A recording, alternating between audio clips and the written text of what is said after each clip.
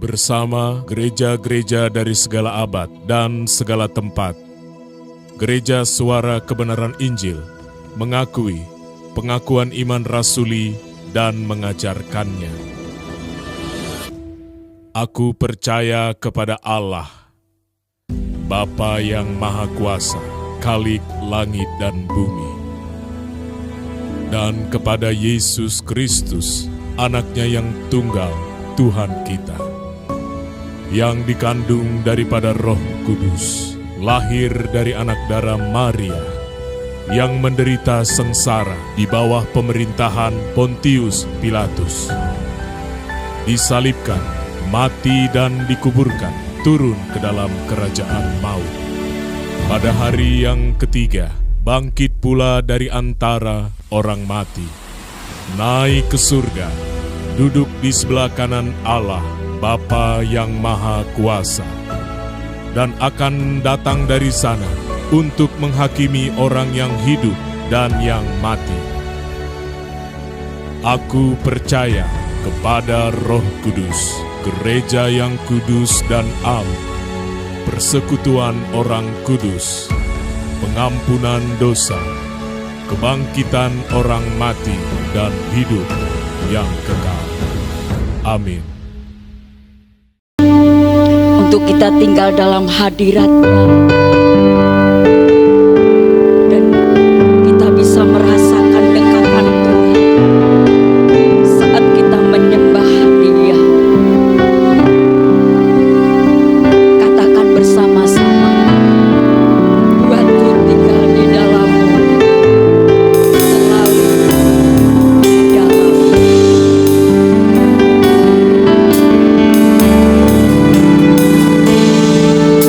Buat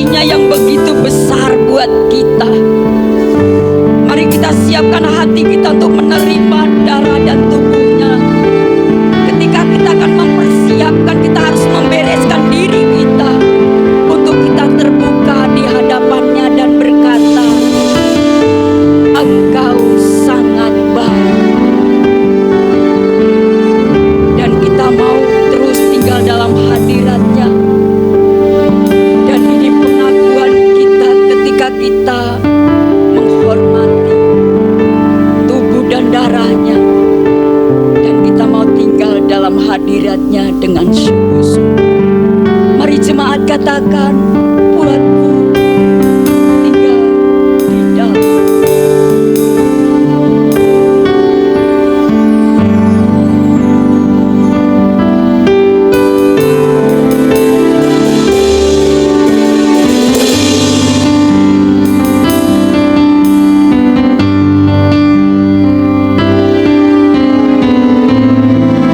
Benar-benar menghargai karya salibnya,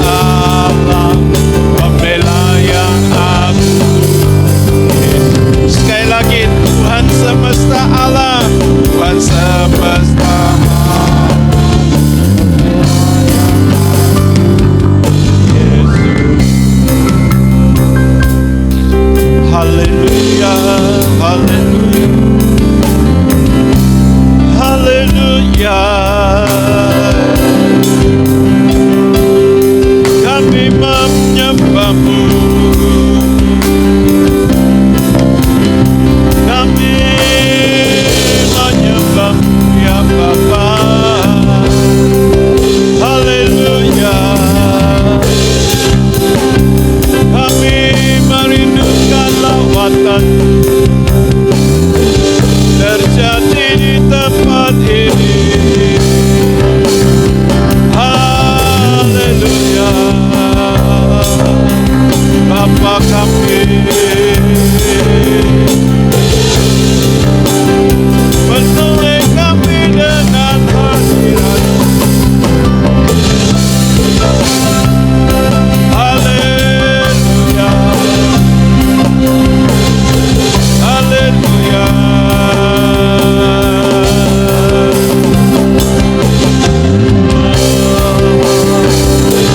Kemuliaan-Mu meliputi kami.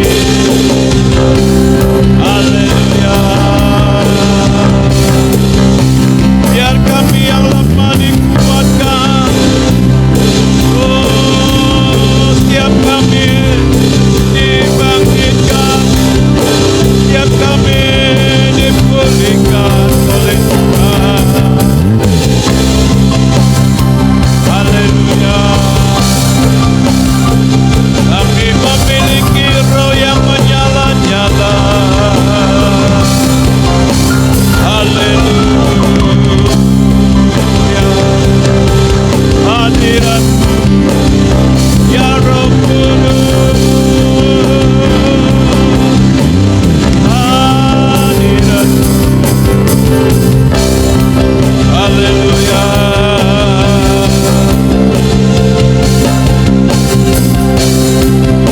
Tuhan kami. Haleluya. Terima kasih Bapa. Haleluya.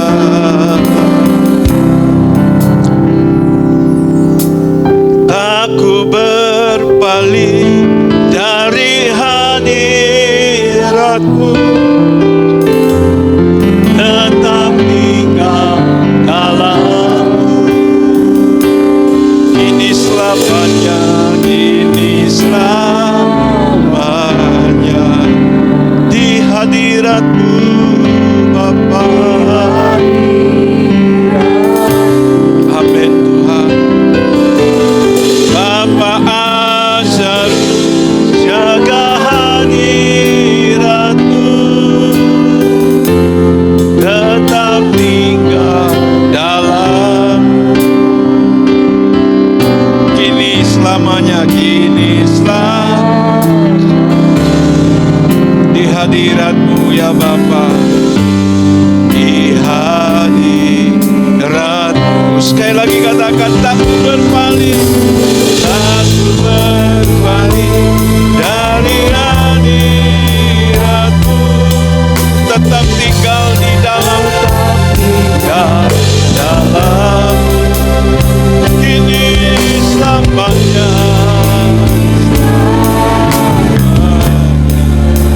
di hadirat-Mu.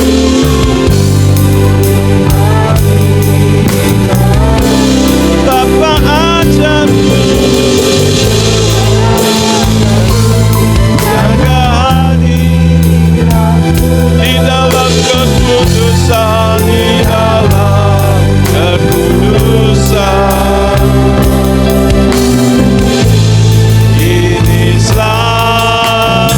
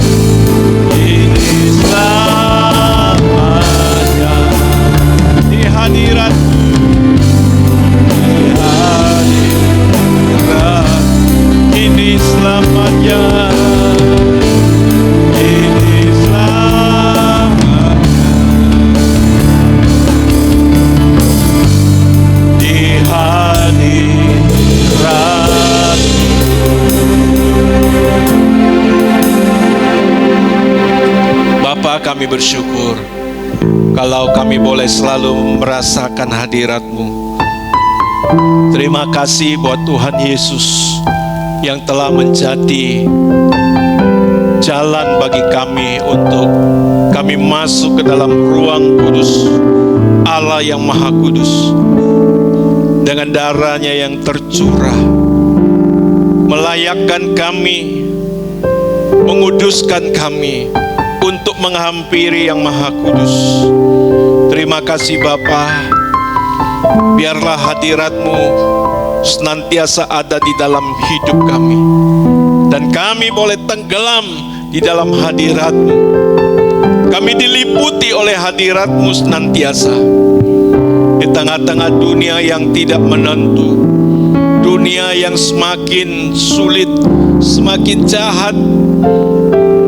Biarlah hadirat Allah melingkupi perjalanan kami, sebagaimana bangsa Israel dilingkupi oleh kemuliaan Allah, hadirat Allah yang menemani perjalanan mereka menuju tanah perjanjian. Demikianlah kami Bapa, Kau menuntun langkah kami. Dengan hadirat-Mu menuntun kami ke langit baru, bumi baru. Terima kasih Bapa. Saatnya kami mau merenungkan kebenaran firman-Mu.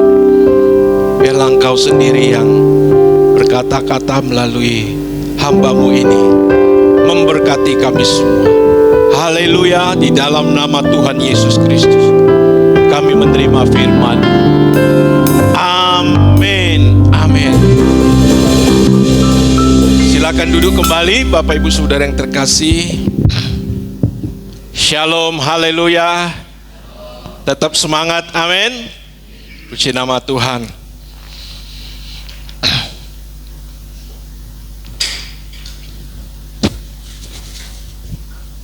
Bapak Ibu Saudara yang terkasih, gereja mula-mula merupakan cerminan bagi kita gereja saat ini. Bagaimana mereka menjalankan kekristenan dengan begitu luar biasa. Begitu luar biasa sehingga kekristenan yang mula-mula itu sulit kita lihat pada zaman ini. Jadi kita harus kembali melihat jemaat atau kehidupan jemaat yang mula-mula itu. Kita melihat hidup orang Kristen mula-mula saat itu yang menjalankan kekristenannya, yang hampir tidak pernah merasakan kenyamanan dunia ini, saudaraku.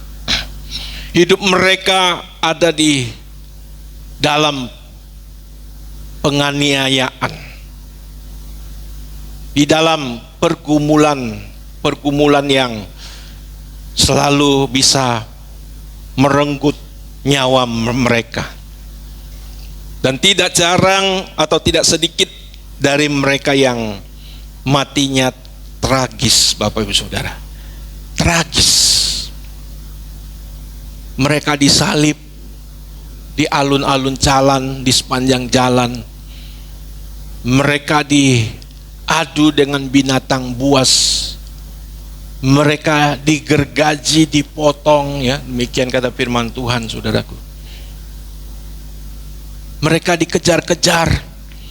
Hidup mereka secara dunia tidak wajar. Mereka ada di dalam tanah atau ruang bawah tanah yang bisa melindungi mereka.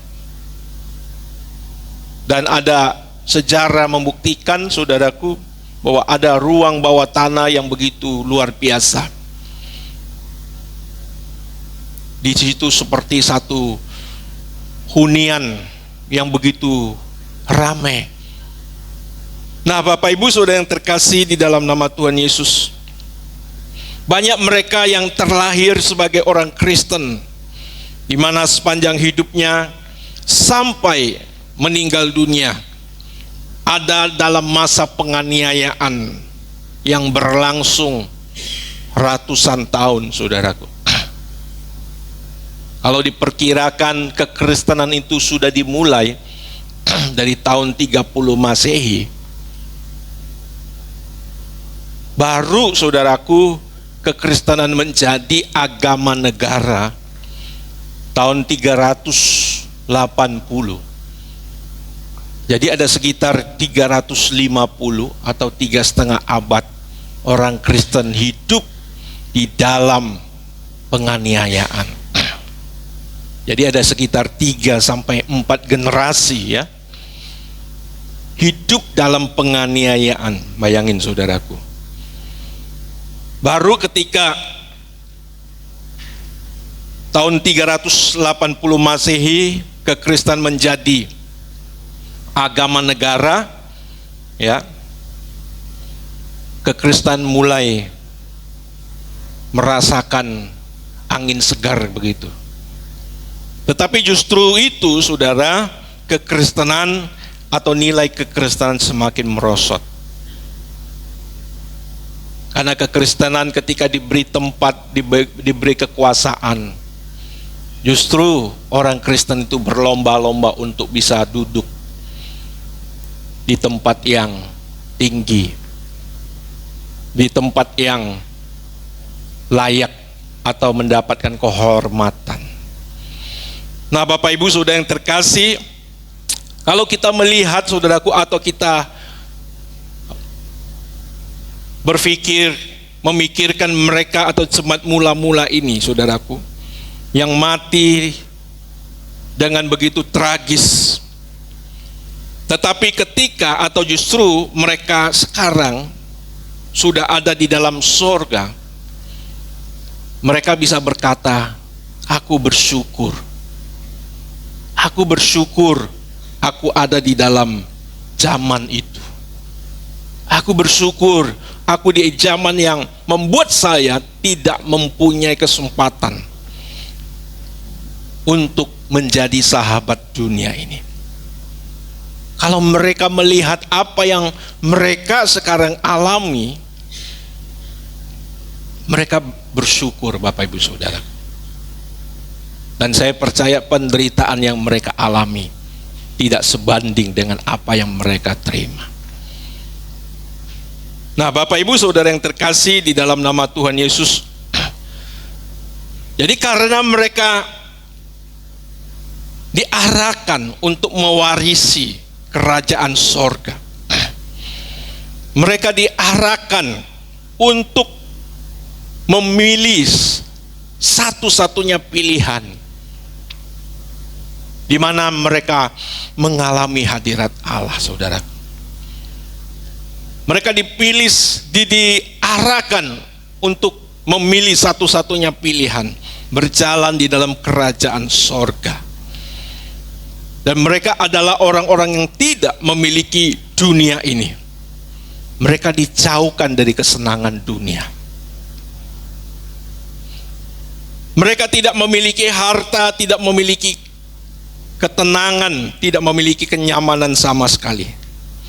Tetapi luar biasanya Bapak Ibu Saudara, justru saudaraku, mereka ada di dalam hadirat Allah senantiasa.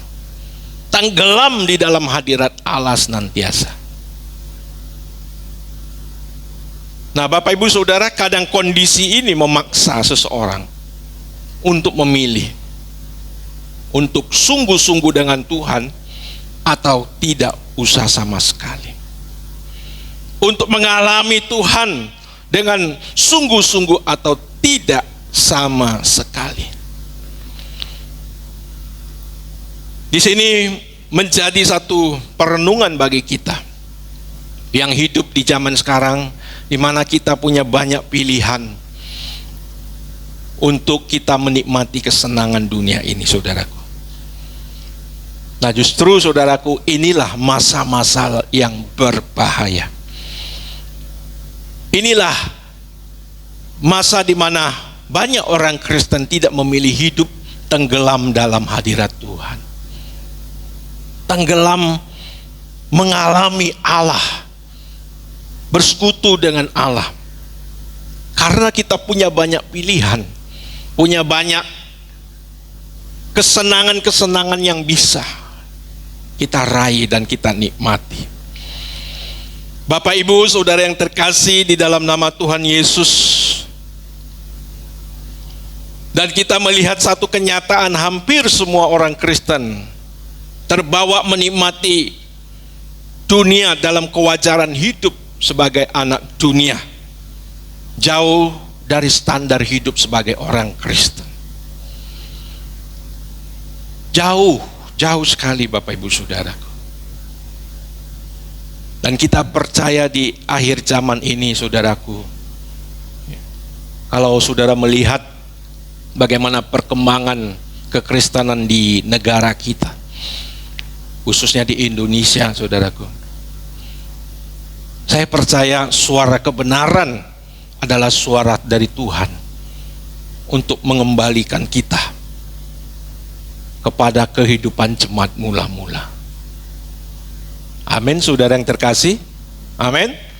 Jemaat yang mula-mula, jemaat yang fokus kepada langit baru, bumi baru, kehidupan yang kudus, yang suci, dan umat yang bertanggung jawab tentunya.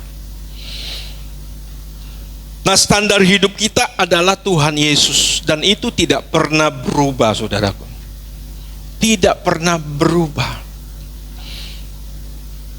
Kalau setiap awal bulan seperti sekarang kita menikmati perjamuan kudus, ini semata-mata, saudaraku, mengingatkan kita hidup dalam persekutuan dengan Tuhan kita Yesus Kristus.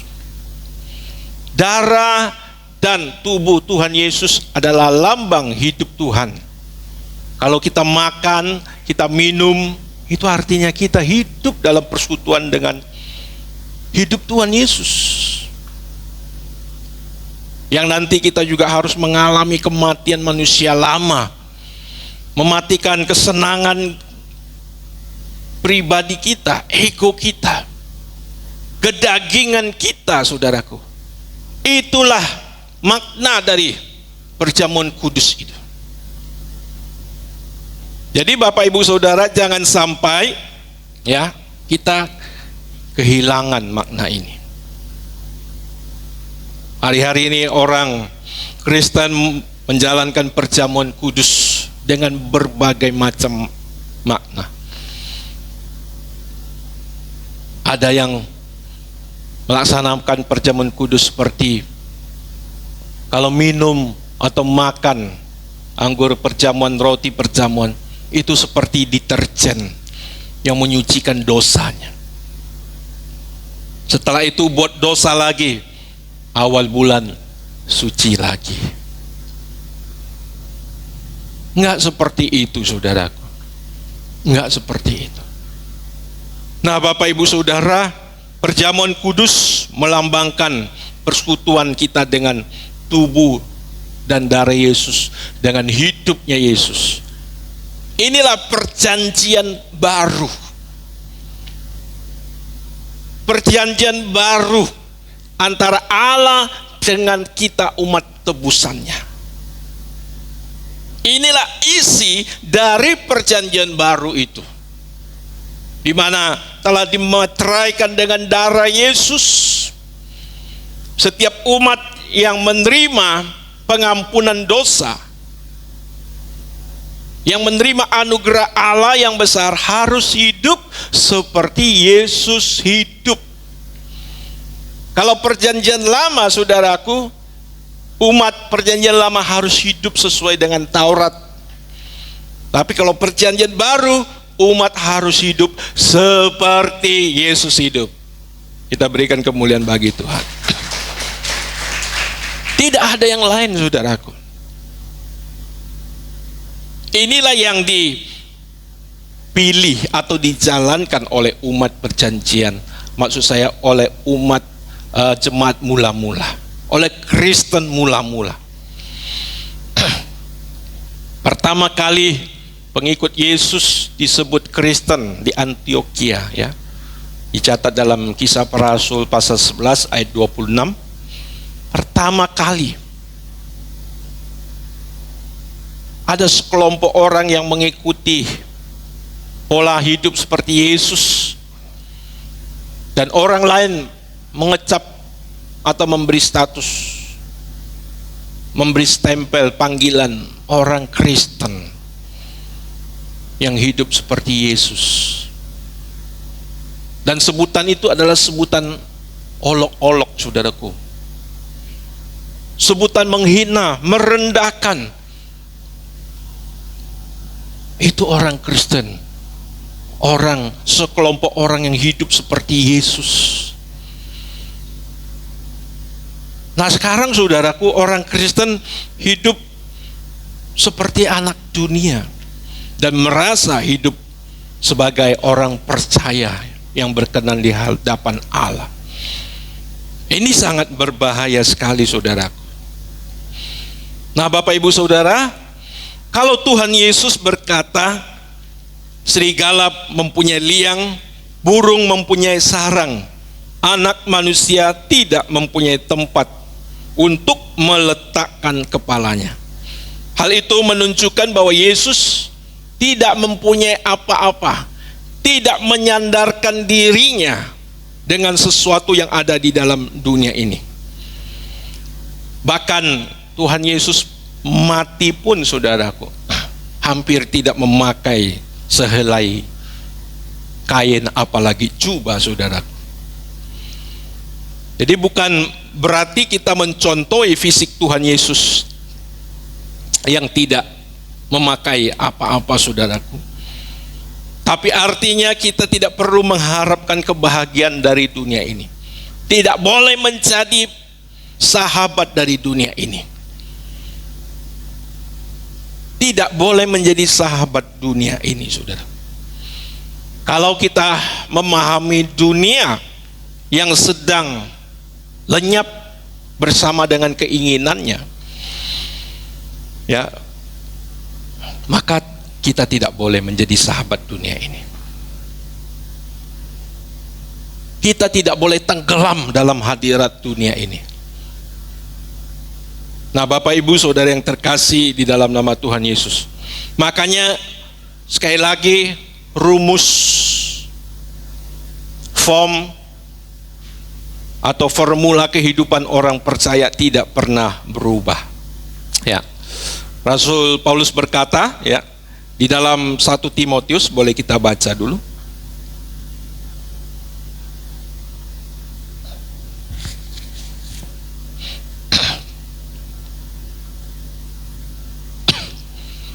Satu Timotius pasal yang ke-6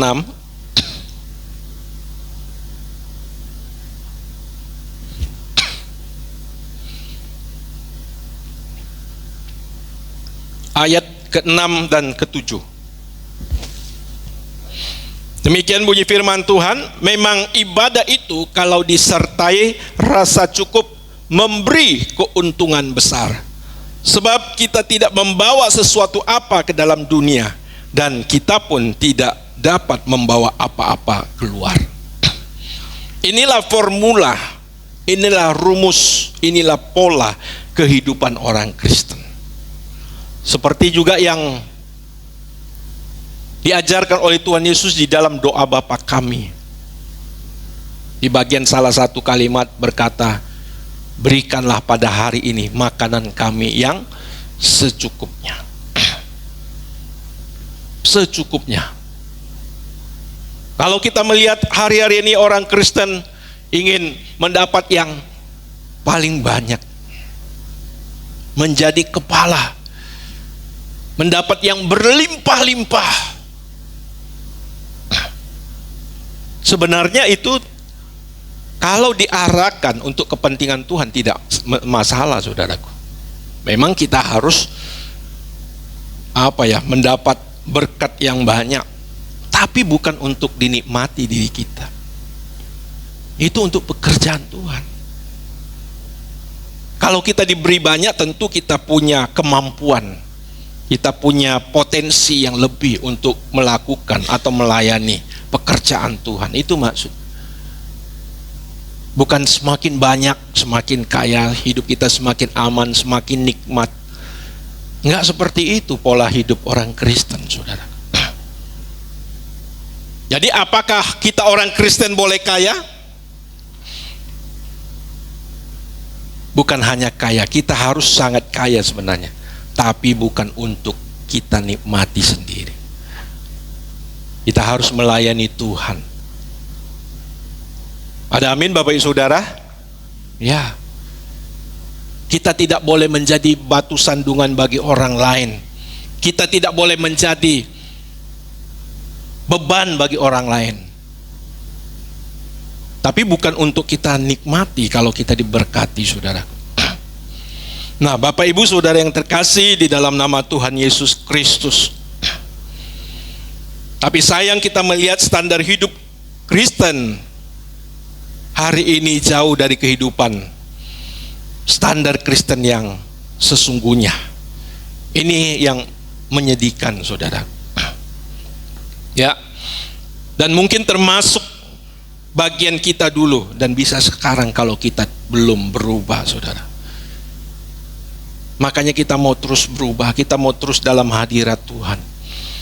Ya, kita mau terus hadirat Allah yang memenuhi hidup kita. Kita harus terus disadarkan dengan berbagai-bagai kesenangan dunia, dengan berbagai-bagai keindahan dunia yang ditawarkan bagi kita. Nah, Bapak Ibu Saudara yang terkasih di dalam nama Tuhan Yesus. Nah, kalau kita hidup dalam sebagai anak-anak Tuhan, saudaraku, sebagai anak-anak Tuhan, pasti saudaraku, kita menghadirkan suasana doa Bapa kami, jadikan bumi ini seperti di sorga. Kita yang menghadirkan hadirat Allah. Ini menjadi tantangan kita, saudaraku. Makanya pelayan-pelayan Tuhan, saudaraku, kalau saudara tidak bisa menghadirkan hadirat Allah di rumah, saudara sulit menghadirkan Allah di sini. Dan ini juga menjadi tantangan saya sebagai pelayan Tuhan, saudara. Kalau di rumah kita nggak bisa menghadirkan Allah, hadirat Allah, di sini juga sulit. Nah, Bapak Ibu Saudara yang terkasih di dalam nama Tuhan Yesus, tanpa kita berjalan di dalam hadirat Allah, udah pasti hidup kita akan terbawa arus oleh dunia ini. Ya, seperti Hawa ketika mereka coba keluar dari hadirat Allah, mereka terjebak, mereka disesatkan oleh kuasa kegelapan, oleh Lucifer, saudara.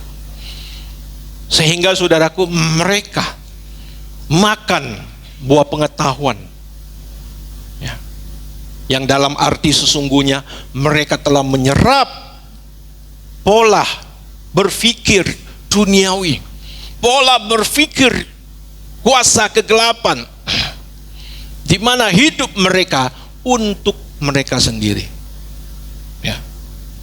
Kuasa kegelapan berkata, jika kamu makan buah ini, kamu nggak mati, tapi kamu akan seperti Allah. Bukan lagi mau menghamba sebagai ciptaan Allah, tapi mau menjadi seperti Allah. Tuhan kita Yesus Kristus berbeda.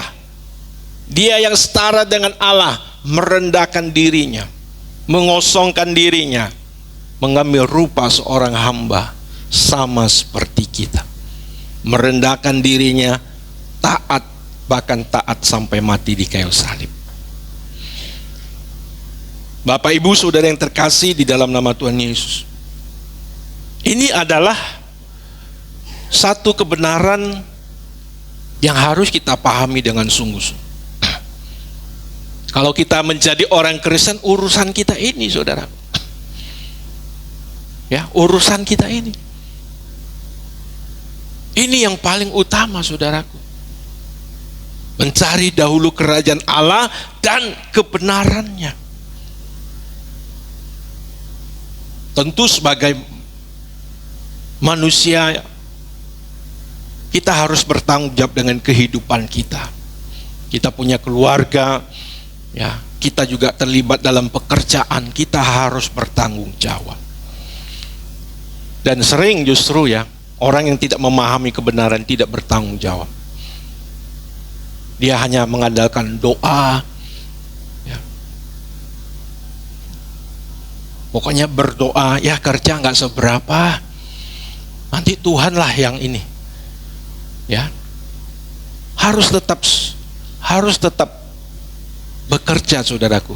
Tetapi jangan lupa juga, nanti saudara salah mengartikan. Pak Yos bilang jangan hanya berdoa, kita harus kerja, lalu nggak punya waktu sama sekali untuk Tuhan. Ya, nggak punya waktu sama sekali. Hari Minggu seperti ini pun nggak punya waktu. Ya. Nah, ini harus dipahami juga dengan benar, Bapak Ibu Saudara yang terkasih. Nah, jadi saudaraku, kalau sekarang ada di antara kita yang merasa gagal studi, gagal karir, ya, tidak seperti orang lain, rumah tangga kita juga tidak baik-baik saja, saudaraku. Jangan sampai mengendorkan semangat kita untuk terus berada di dalam hadirat Tuhan. Jangan pernah mengendorkan semangat kita untuk terus hidup mengikuti Tuhan. Ada amin, saudaraku? Ya. Pasti kita berusaha, kita lakukan bagian kita. Yang harus kita pandang yang paling bernilai adalah kehidupan kekal kita. Ya. Kehidupan kekal kita. Nah, sebenarnya gereja dalam masa satu keadaan yang yang saya katakan munafik begitu ya. Kenapa, saudaraku? Karena di dalam gereja tidak sedang baik-baik saja. Ya. Keadaan jemaat, keadaan orang percaya tidak sedang baik-baik saja.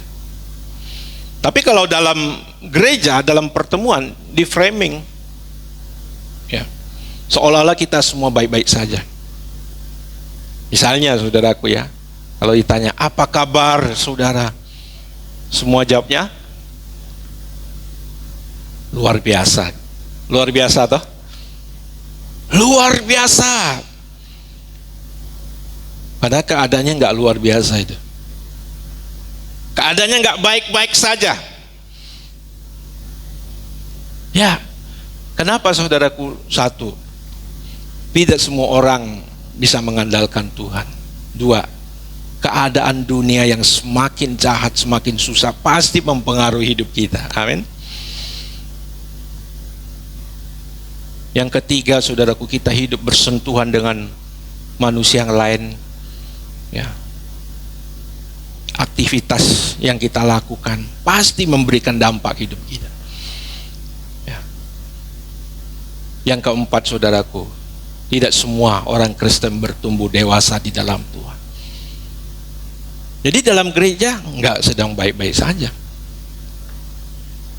Tetapi kalau kita mau berjalan bersama dengan Tuhan, hidup di dalam hadirat Allah, saudara, kita sapaan, apa kabar saudara, bisa saudara jawab.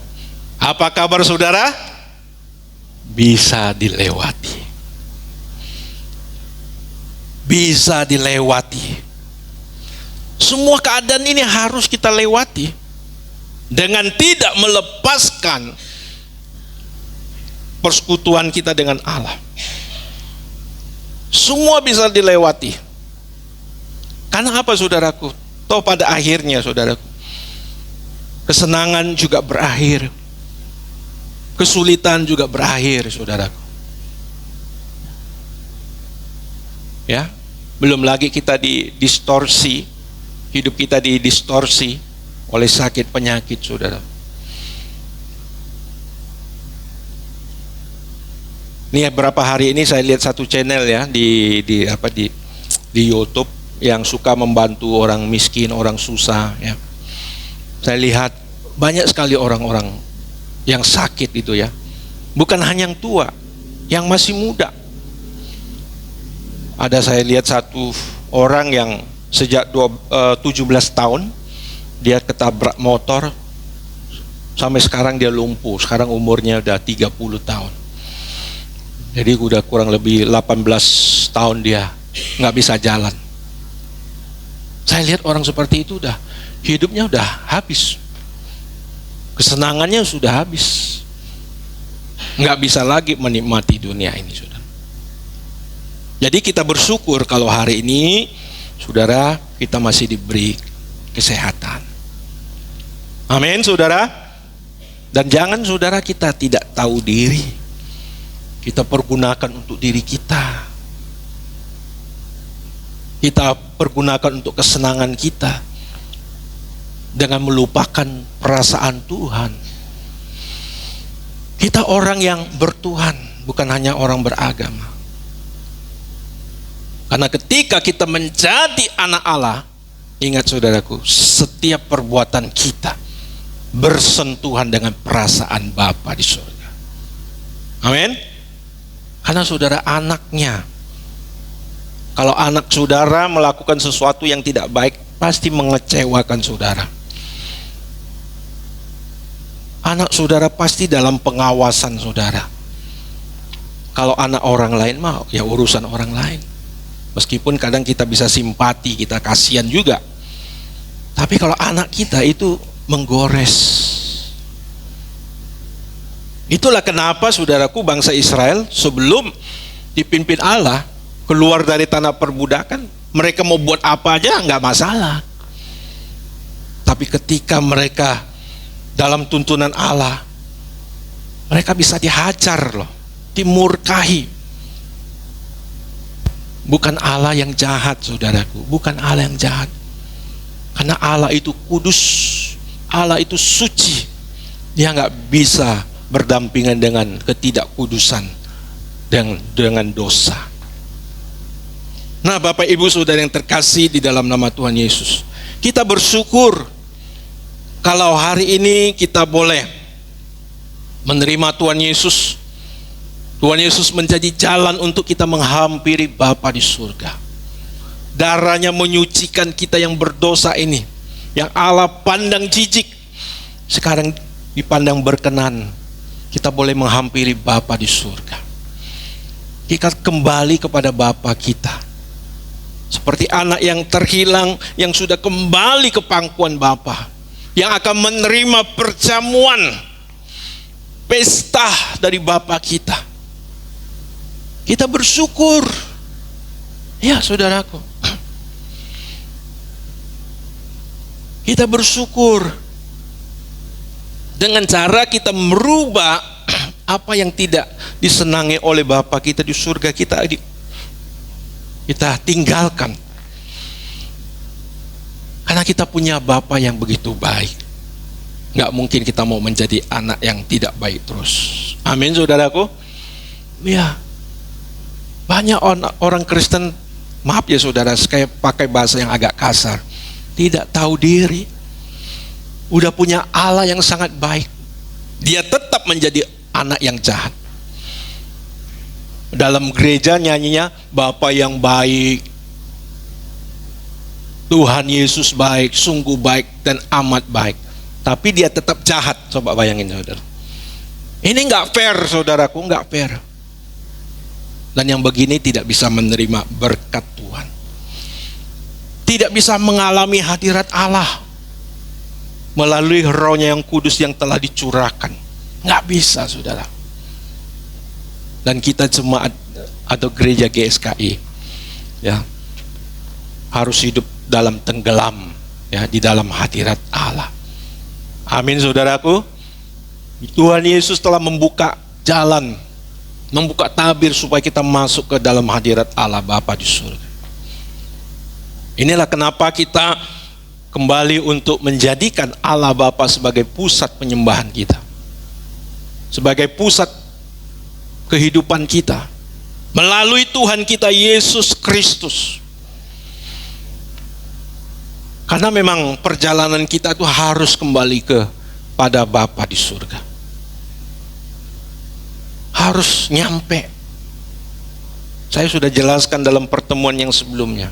Kalau saudara anak Allah, tidak ada seorang pun yang berhak mendidik kita selain Allah yang adalah Bapa kita. Gak ada yang berhak. Kalau saudara kita jadi anak Allah, yang berhak mendidik kita itu adalah adalah Bapa di surga. Saudara nanti bisa baca di dalam Ibrani pasal 12 ayat 6 sampai 10. Bapa yang berhak mendidik hidup kita. Oleh karena itu kita harus tenggelam di dalam hadirat Bapa yang kudus senantiasa. Orang yang tenggelam dalam hadirat Bapa akan hidup takut dan gentar. Ya. Kita baca ayatnya di dalam 1 Petrus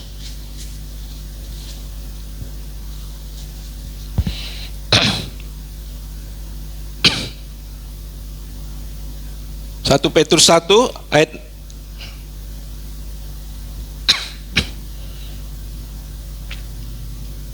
ayat 13 sampai 17. Saya bacakan ayat ini. Sebab itu siapkanlah akal budimu, waspadalah dan letakkanlah pengharapanmu seluruhnya atas kasih karunia yang dianugerahkan kepadamu pada waktu penyataan Yesus Kristus. Hiduplah sebagai anak-anak yang taat dan jangan turuti hawa nafsu yang menguasai kamu pada waktu kebodohanmu. Tetapi hendaklah kamu menjadi kudus di dalam seluruh hidupmu, sama seperti Dia yang kudus yang memanggil kamu. Sebab ada tertulis, kuduslah kamu sebab aku kudus. Dan jika kamu menyebutnya Bapa, yaitu Dia yang tanpa memandang muka menghakimi semua orang menurut perbuatannya, maka hendaklah kamu hidup dalam ketakutan selama kamu menumpang di dunia ini. Jadi Bapak Ibu Saudara, kalau ada orang Kristen yang hidupnya sembarangan atau hidup kita boleh berbuat apa saja, itu dipastikan bukan Kristen yang benar. Bukan Kristen yang benar. Dan herannya sekarang banyak orang Kristen yang suka mengikuti Kristen yang seperti itu. Ya, merasa kita sudah menerima anugerah, ya kita boleh hidup sembarangan karena ada anugerah Allah. Dalam pemikiran mereka, kalau hukum Taurat, hidup dalam hukum Taurat ketat tuh. Sekarang kita hidup dalam zaman anugerah, santai, karena ada kasih karunia, ada Allah yang begitu baik. Dia nggak tahu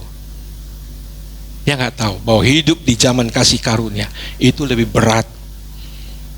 Saya sudah berapa kali sampaikan di sini, kalau dulu firman Tuhan katakan jangan berzina, itu harus ada kontak fisik. Kalau sekarang orang melihat lawan jenis timbul birahi, dia sudah berzina. Kalau dulu jangan membunuh, kalau membunuh seseorang harus menghilangkan nyawa seseorang, sekarang membenci saudaramu sudah membunuh. Berat mana saudara? Berat mana? Ya, berat di perjanjian baru. Bukan soal berat enggaknya sebenarnya. Ini menandakan kehidupan seseorang yang kudus. Kualitas yang tinggi yang diinginkan oleh Allah, yaitu hidup seperti Yesus hidup. Ini Kristen yang sebenarnya. Saudara siap jadi orang Kristen? Amin. Ya. Dulu kita jadi orang Kristen, Pak Bu, yuk jadi orang Kristen yuk. Masalahmu diselesaikan, pergumulanmu dijawab Tuhan, mati masuk surga lagi. Coba yang begini siapa nggak mau? Kalau diinjili, ayo ikut Yesus, harus meninggalkan dunia loh, menderita bagi Kristus loh. Orang bisa, waduh, enggak ah. Ya. Tapi itu pilihan. Daripada orang masuknya nanti dia juga nggak jadi orang Kristen, atau memang orang yang masuk memang sudah, ya aku mau jadi Kristen dengan segala konsekuensi. Amin. Sudah bisa mengerti ya?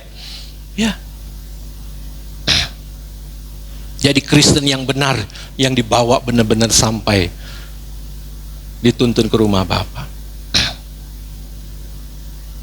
Ya, itu Bapak Ibu Saudara. Nah, Bapak Ibu yang terkasih di dalam nama Tuhan Yesus, kita bersyukur Bapak Ibu Saudara ya.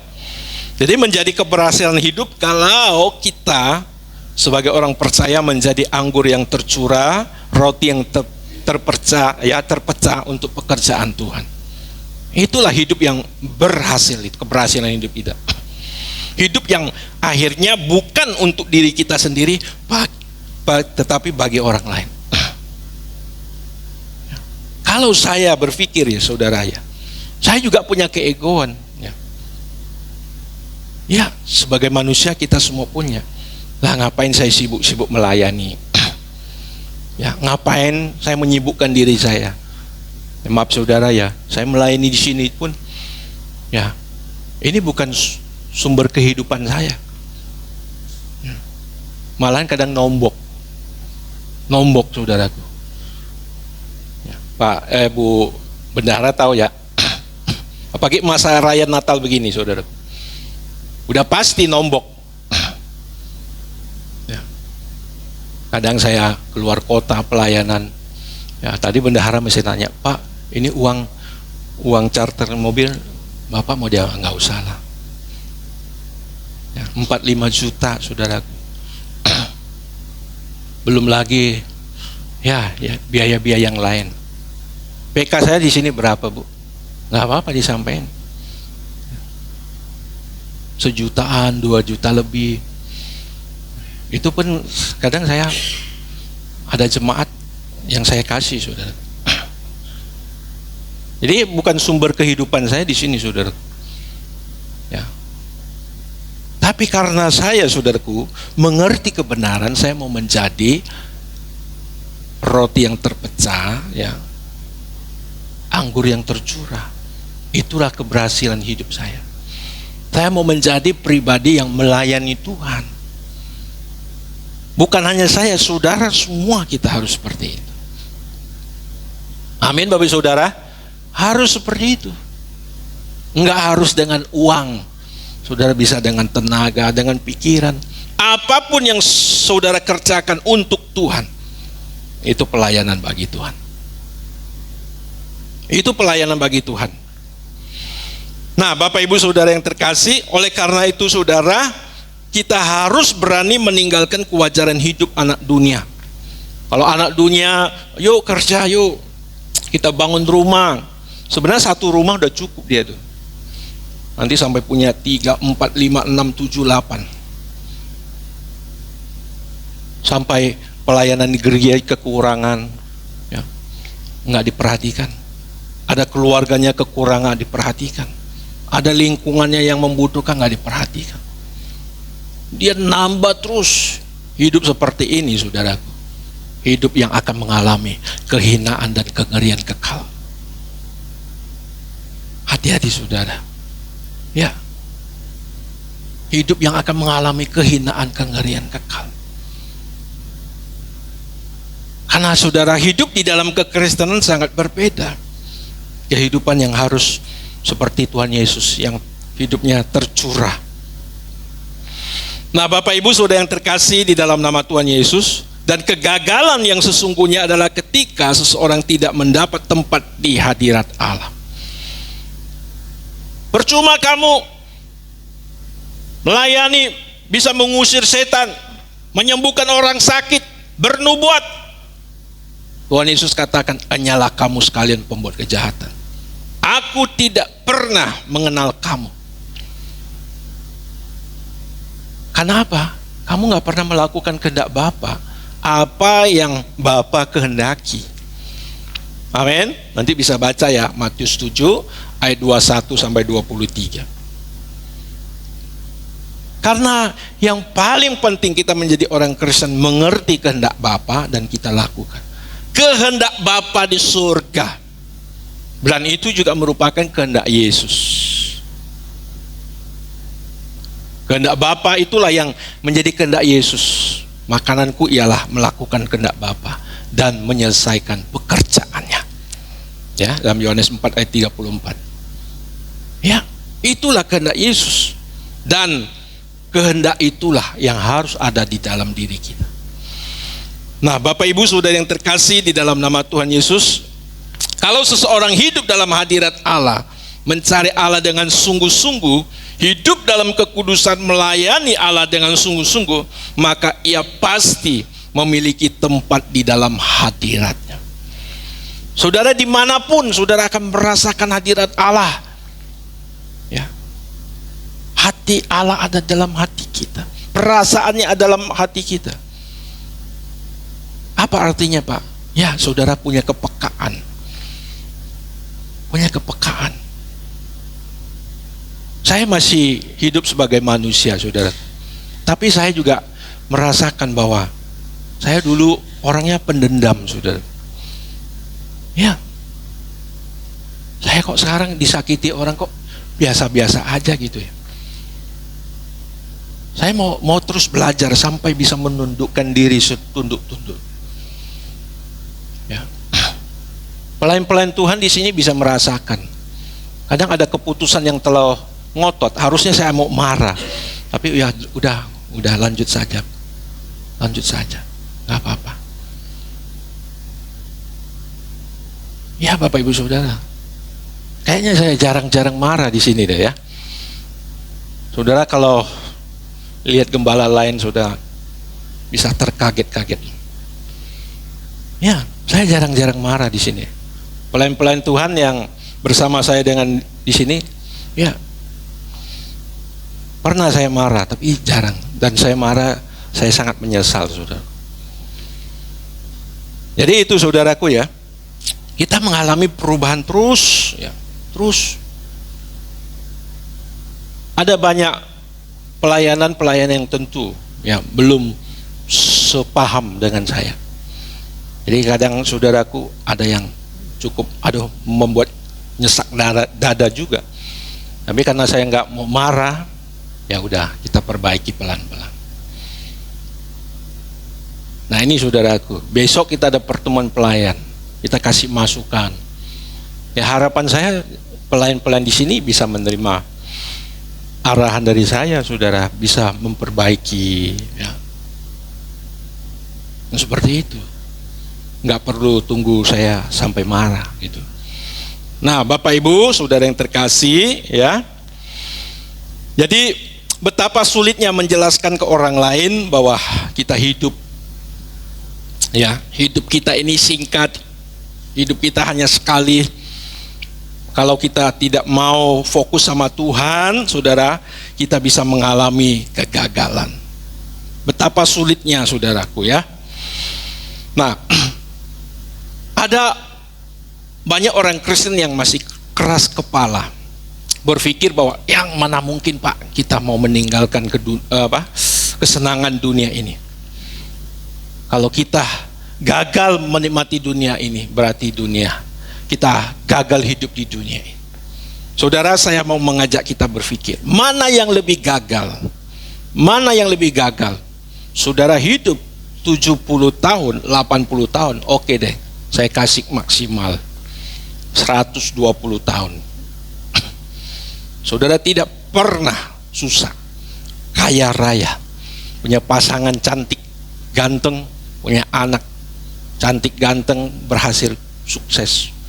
Tapi saudara 120 tahun itu habis masa itu, mati. Masuk dalam kekekalan, ada waktu yang tidak terbatas. Saudara hidup dalam kengerian, dalam kehinaan kekal. Berhasil hidup seperti ini?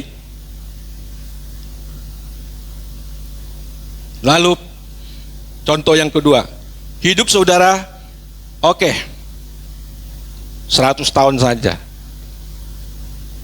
atau sama aja lah 120 tahun, tapi hidup melarat, susah, ya, tidak berhasil, gagal, mati.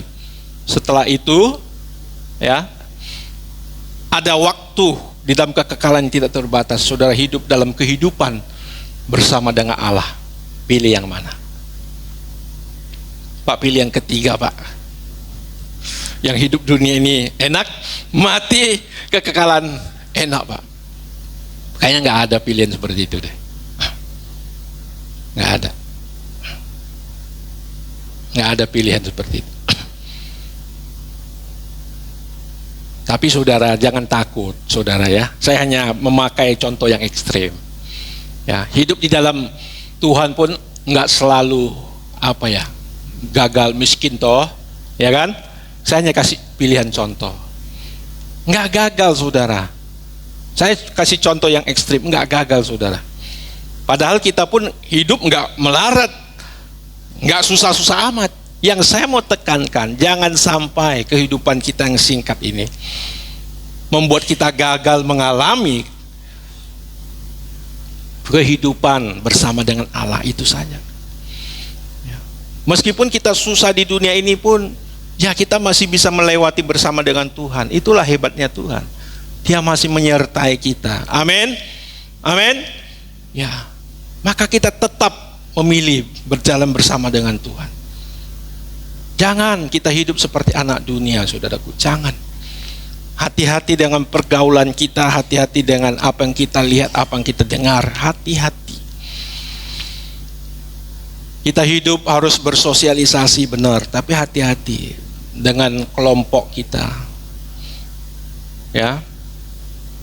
Dengan pergaulan kita harus hati-hati. Jangan sampai kita mau menyenangkan orang, lalu kita sendiri terjebak. Kita terpeleset. Hati-hati, saudaraku. Hati-hati. Mari kita berjuang terus di dalam Tuhan. Amin. Tuhan memberkati.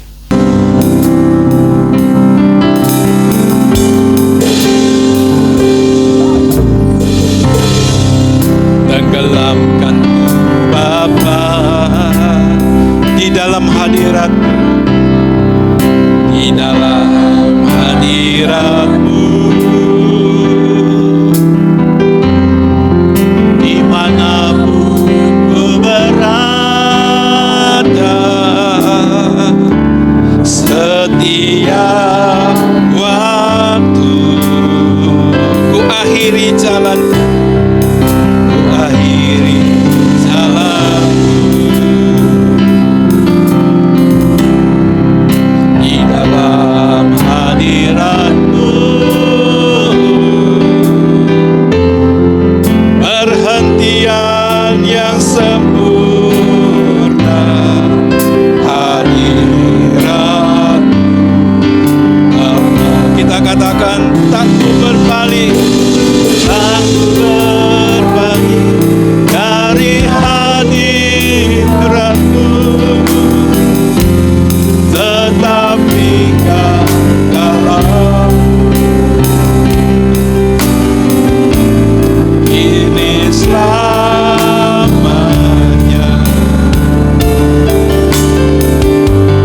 di hadirat Bapa ajarku, dalam hadirat-Mu, di dalam kekudusan, ini selamanya,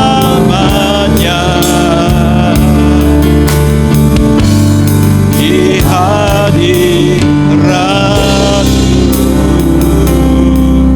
Bapa, kami berdoa biar Kau terus tenggelamkan kami di dalam hadirat Bapa, dan kami mau hidup di dalam hadirat-Mu, dalam persekutuan dengan Bapa senantiasa, di dalam nama Tuhan kami Yesus Kristus. Kami selalu dalam hadirat Bapa. Itulah kekuatan kami, itulah tuntunan hidup kami.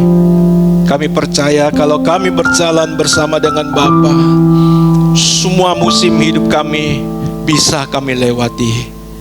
Bapa, sebentar kami akan bersekutu dengan tubuh dan darah Tuhan kami Yesus Kristus yang telah mati di kayu salib, yang telah memberikan hidupnya bagi kami menjadi penebus dosa dunia. Bapa, biarlah kami boleh mencontohi kehidupan putra tunggal-Mu, Tuhan kami, Juru Selamat kami, Yesus Kristus Tuhan, yang kami nyatakan dengan kami makan roti dan anggur ini yang melambangkan tubuh dan darah Kristus. Layakkan setiap kami untuk menerima tubuh dan darah Kristus. Jika selama ini kami hidup sembarangan, kami tidak mengerti, Bapa, hari ini Bapa memberikan pengertian, Bapa memberikan pemahaman kepada kami. Betapa luar biasanya kalau kami boleh hidup dalam persekutuan dengan Tuhan kami, Yesus Kristus. Haleluya, haleluya. Mari saya mengundang para pelayan perjamuan kudus untuk maju ke depan.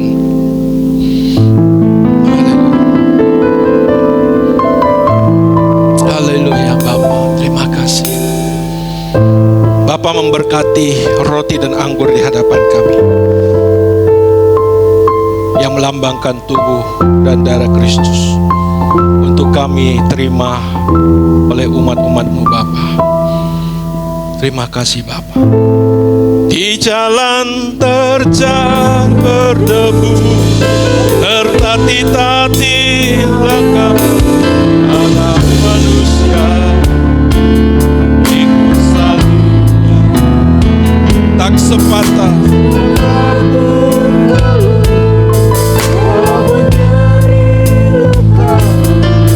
Tuhanku Yesus,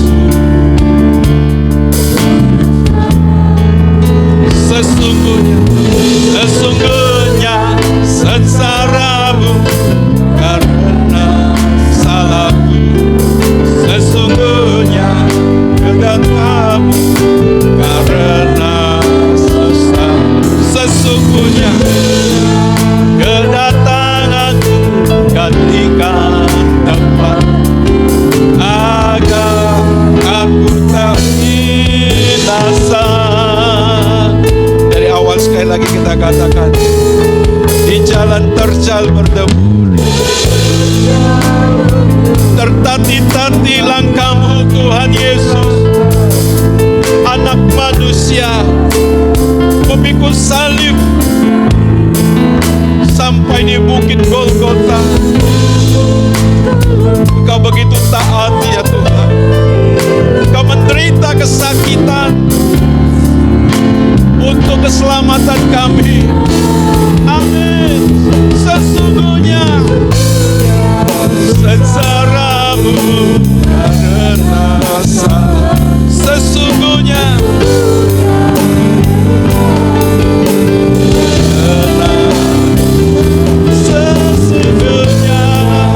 kedatanganmu gantikan tempatmu agar aku tak binasa. Haleluya, haleluya, haleluya. Mari Bapak Ibu Saudara jemaat Tuhan, kita angkat roti di tangan kanan dan anggur di tangan kiri kita. Kita naikkan doa kita di hadapan Tuhan. Bapa, saat ini kami mengangkat roti dan anggur di hadapan-Mu. Kami mengakui 2000-an tahun yang lalu Bapa di surga telah mengutus putra tunggal-Mu terpaku mati di kayu salib untuk menebus dosa-dosa kami, untuk menebus segala kesalahan dan pelanggaran kami ya Bapa. Bapa, berkatilah roti dan anggur ini menjadi alat anugerah bagi kami. Silakan turunkan roti dan anggurnya Bapak Ibu Saudara sekalian.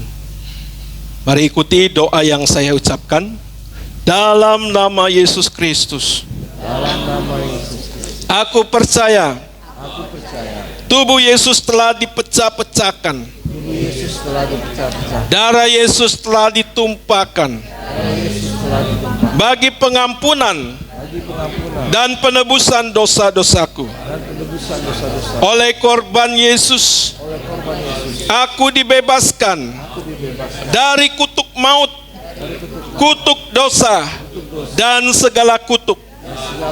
Oleh korban Yesus, aku percaya, aku menerima pengampunan dosa, keselamatan, hidup kekal, pemulihan, kesembuhan, kemenangan, kelimpahan berkat di dalam Tuhan.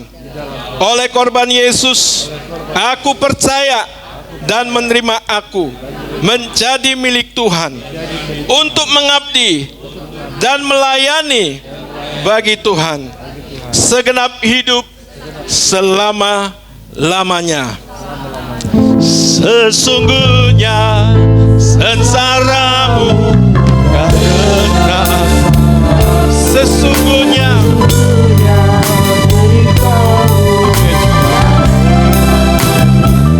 sesungguhnya kedatanganmu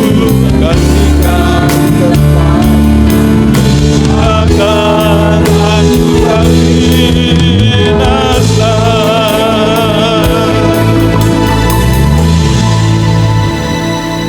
Bapak Ibu Saudara, kita angkat roti di tangan kanan kita dan dengarkanlah firman Tuhan.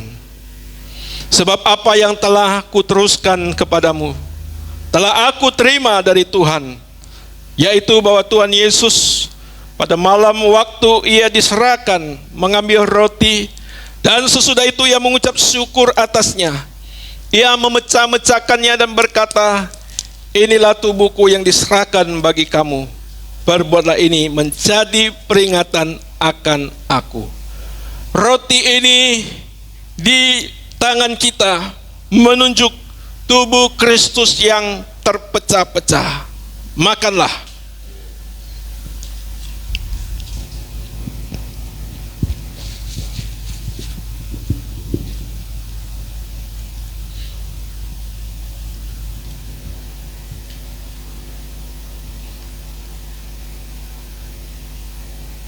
Selanjutnya kita mengangkat cawan di tangan kanan kita dan dengarkanlah firman Tuhan. Demikian juga ia mengambil cawan sesudah makan, lalu berkata, cawan ini adalah perjanjian baru yang dimateraikan oleh darahku. Berbuatlah ini setiap kali kamu meminumnya menjadi peringatan akan aku. Sebab setiap kali kamu makan roti ini dan minum cawan ini, kamu memberitakan kematian Tuhan sampai ia datang. Anggur ini di tangan kita ini menunjuk darah Yesus yang telah ditumpahkan. Minumlah.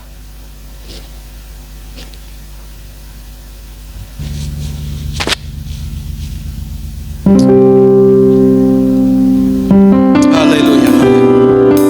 Bapa, terima kasih.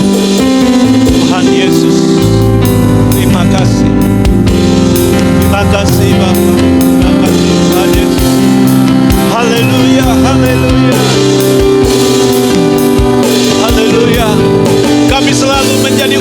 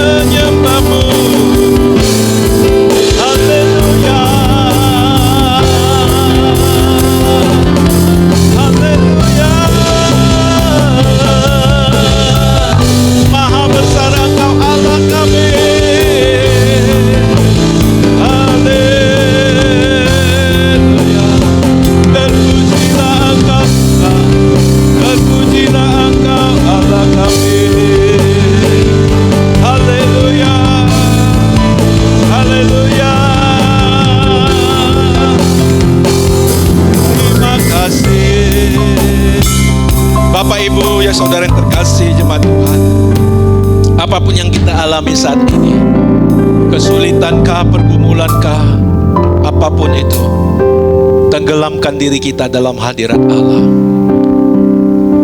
Dia yang akan menuntun jalan-jalan hidup kita. Haleluya. Kita angkat tangan di hadapan Tuhan.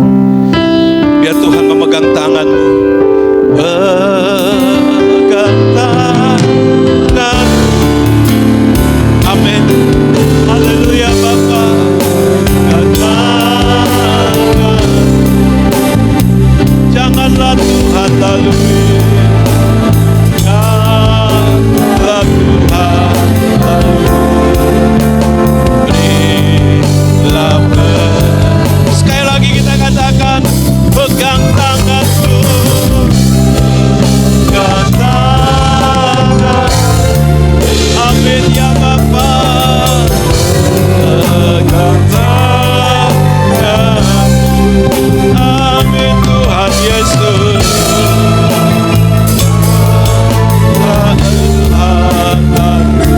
Berilah berkat-Mu.